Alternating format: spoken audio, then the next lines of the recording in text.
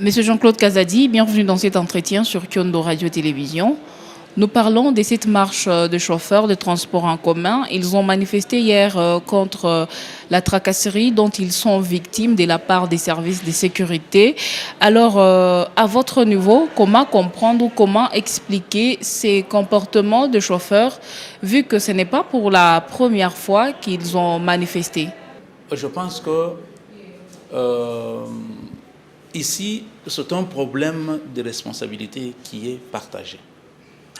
Les chauffeurs d'un côté, moi en tant que propriétaire de véhicules automobiles, je m'en vais directement donner raison premièrement aux chauffeurs. Ok? Pourquoi? Puisqu'ils dénoncent la tracasserie de la part du bureau 2. Le bureau 2, c'est-à-dire les tenues bleues telles qu'on les appelle deux fois, ce service-là n'est pas habilité, n'est-ce pas, à tracasser les chauffeurs qui sont surtout beaucoup plus les chauffeurs qui sont dans le transport en commun. Ils ne sont pas habilités à le faire. Puisque le bureau 2, normalement, c'est une unité qui vient en appui, qui vient appuyer la PCR. Dans quel sens? C'est lorsque, par exemple, il y a un véhicule qui est recherché.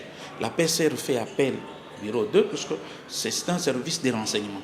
Alors, ils vont se mettre à rechercher ces véhicules-là. Mais ils ne peuvent pas s'attaquer aux contraventions.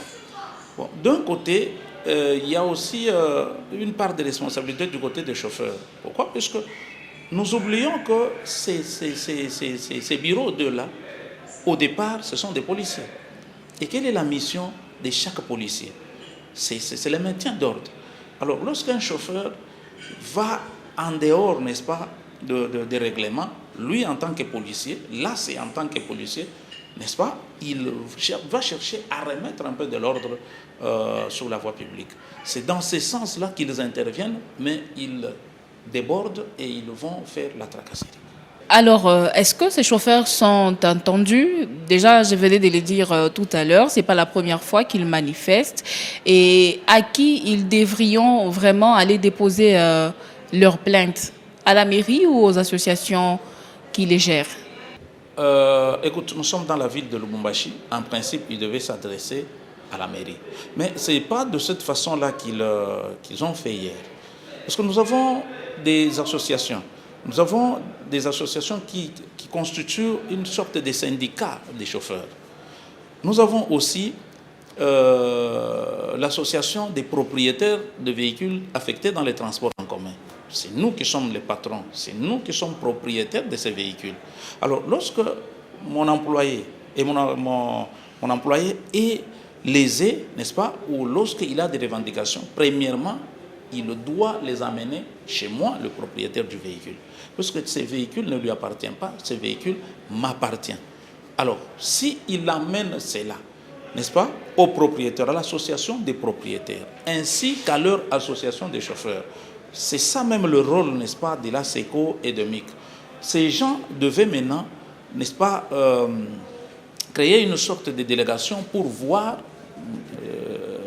la mairie de Lubumbashi et aussi, si ça dépassait, voir maintenant le ministère provincial en charge des transports. Donc, pour ne pas parler du gouvernorat.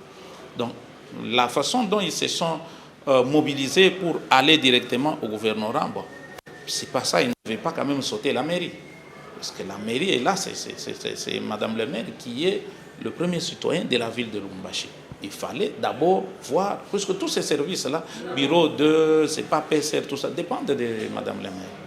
Alors, Monsieur Kazadi, comment créer ou comment trouver un terrain d'entente entre les parties prenantes, c'est-à-dire les chauffeurs et les gouvernements représentés ici par la mairie, puisqu'elle s'implique aussi dans les secteurs de transport?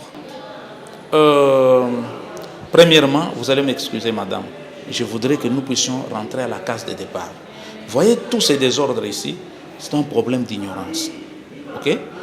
Les chauffeurs, la plupart des chauffeurs ne connaissent absolument rien. Ils confondent d'abord arrêt et stationnement. La même chose que les policiers, la PCR, tout ça. Beaucoup confondent des choses. Ils ne savent pas l'arrêt c'est quoi, n'est-ce pas? Et le stationnement c'est quoi? Et quand est-ce qu'on peut arrêter quelqu'un puisqu'il a fait un mauvais arrêt ou un mauvais stationnement? Donc toutes ces choses-là, c'est l'ignorance. Moi, je pense qu'il faudrait d'abord qu'on rentre à la case de départ. Si nous voulons avoir un climat, n'est-ce pas, un bon climat d'entente dans cette ville ou dans notre province du Haut-Katanga, et pourquoi pas dans la RDC entière. Un autre point, c'est l'organisation des associations. Vous savez, les associations sont des interfaces de l'État, n'est-ce pas? Sont des structures qui ont été créées pour créer l'harmonie entre l'État et les contribuables.